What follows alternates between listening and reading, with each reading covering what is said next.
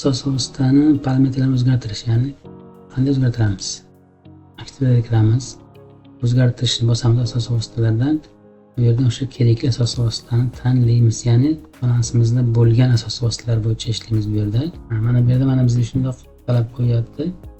Ya'ni o'sha asosiy vositalarga protka berishdan oldin shu boshqa asosiy vositalarga shu davrgacha bo'lgan oralig'da eskirish hisoblangan bo'lishi kerak. Biz buni orqaga qaytamiz. Asosiy vositamiz birinchi bo'limdan boshqa ikkinchi bo'limga o'tayotgan bo'lsa, mana yuboruvchi bo'limdan asosiy vositamiz bo'limini tanlaymiz.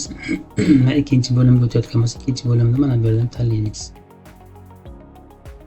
Shunda mana bu yerda mana shu birinchi bo'limdagi bor asosiy vositalar bu yerda ko'rinadi. Asosiysi yo'q ekanmanda.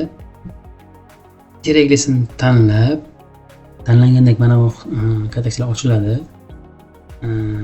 Qaysi hisob raqamidan, qaysi shotdan shotga o'tish kerak, qanday usulda, qanday foizda hisoblanishi kerak to'g'risida bemalol o'zgartirib parametrlarni.